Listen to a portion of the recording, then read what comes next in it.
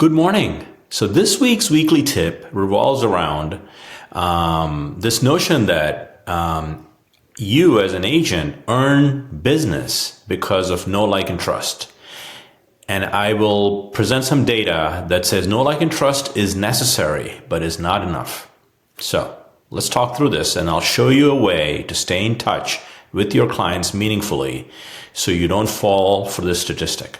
So close to 90% of clients say they will use the same agent again at the end of the transaction. That's a pretty high number, which means know, like, and trust has been established in the transaction they went through. However, in reality, 8 to 10 years later, when they transact again, on an average, it is 16% use the same agent again. Well, what happened to the know, like, and trust? And experienced agents, that number is a little higher, but it is still noticeably lower than 90% for know, like, and trust. So I present to you another component in the time between transactions you as a realtor need to do, and that is adding meaningful value. So know, like, and trust is necessary, but value is needed to earn that business so no client is left behind. Let me give you a very simple system in BHHS Connect that you can set it and forget it, that it will remind you which client or clients to do something special with every day. Let's dive in. Okay, so let's take a look. You've committed to adding value between transactions, so you're not relying just on know, like, and trust. And I'm going to give you a simple system that is a set it once and then you act on it daily to the extent that you want to do it. So you add value one-to-one. That's where people realize value. And I'm going to give you some ideas as I show you the system and what you could do one-to-one. All right. First things first, in your database, well, you need to have your database in Connect to do this. So let's assume I, in this example, have a hashtag or multiple hashtags. It doesn't matter. In this case, I have Sphere as a hashtag. And as you can see, I have 137 people in my Sphere hashtag that I want to stay ahead of, add value in the conversation that we just had. That number could be whatever you want it to be, okay? So let me show you, and you select those, that's fine. Let me show you a contact record as you go into it. In this example, they're all sample data in my test account. You see, the group you want to stay in touch with, you may have used hashtags, but you need to have them in one of these categories, which I call as client journeys, okay? In this case, this person, let's assume, she is part of my Sphere hashtag. It needs to be part of a client journey. It doesn't matter which one you pick. Clearly, in this case, for the example we're talking about, repeat clients, etc., you could have them as a Sphere or client. It doesn't matter, but they all need to be in one or any of these 6, 7 categories, okay? So let's kind of, for simplicity, let's pick client, okay, as an example. So I'm gonna go back to the screen. I have 137. As you can see, some are Sphere, some are prospect. I wanna make them all Sphere, okay? So I would simply select all of them. And this is the first step you do, more actions, change status, and I want to change them all to Sphere, okay? And I want to hit update. And now you'll see those 137 in the status box as it lights up. It will update to Sphere. And as that changes, there they are, right? So as you see that in the middle, some were prospect, one was Sphere, they're all Sphere now. So that means if I clicked on Connor now, they're all Sphere, just like, the other 137. So these are the 137 I want to stay in touch with. And the reason the client journey needs to have one of those 6 things is that's what triggers the notification I'm going to talk to you next, okay? All right, now that you have that, you've done the hard work. Let's set up the simple set it and forget it, okay?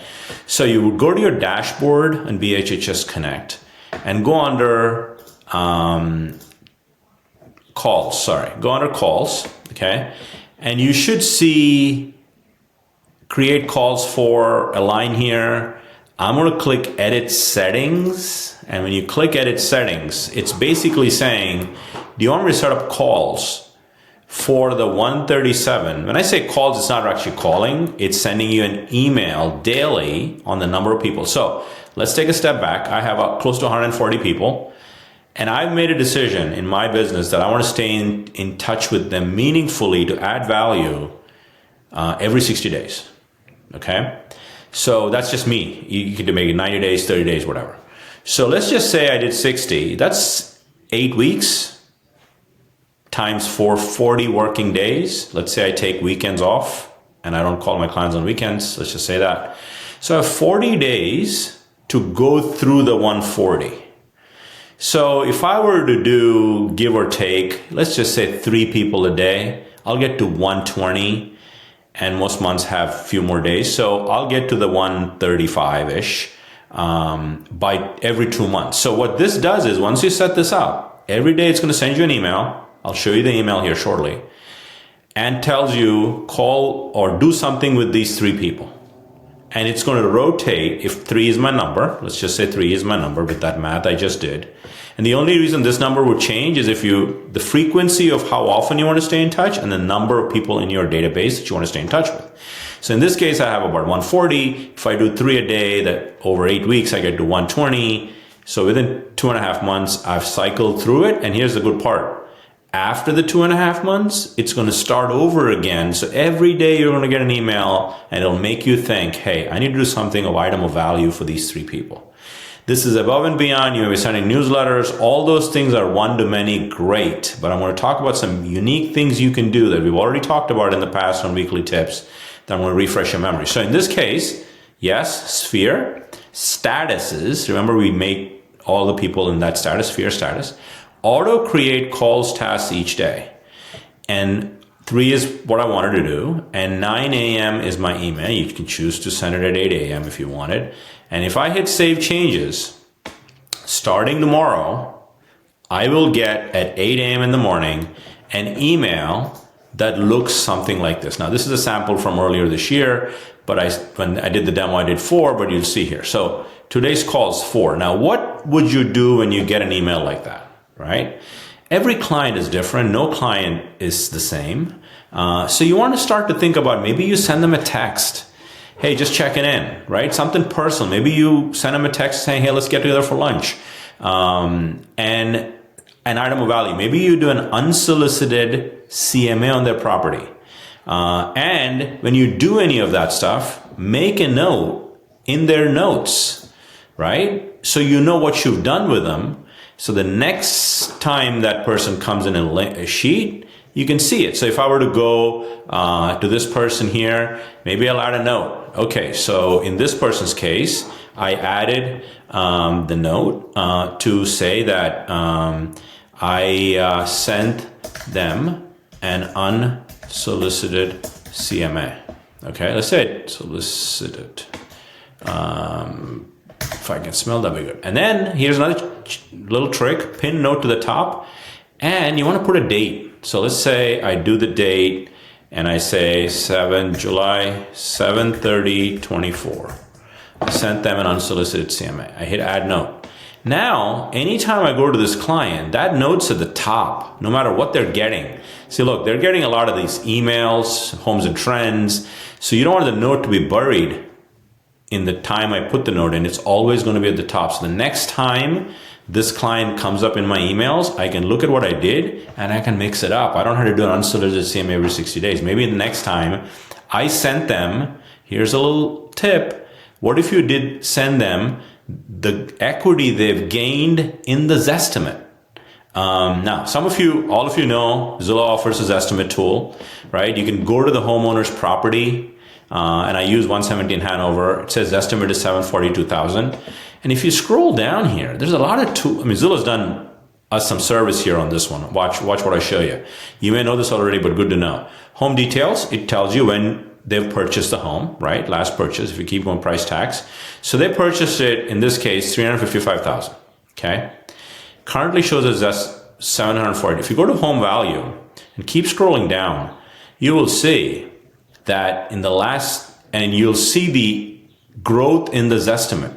What if you took a screenshot of this and texted it to them when that email comes to you? So my point is, find something unique to do that will make them think of you as adding value, right? There's several things you could do, right? Maybe you want to invite them to a complimentary insurance review to save money through Titan Insurance. So there's so many different ways you can go. And when you have notes set up, you know what you've done. So that 2.5 months later, oh, I already done the answer to the CMA. Maybe in 9/1 when I get the notification again, I'm going to invite them for a complimentary insurance review, and we will have an email in Connect next week in a few days from this video, so you'll have it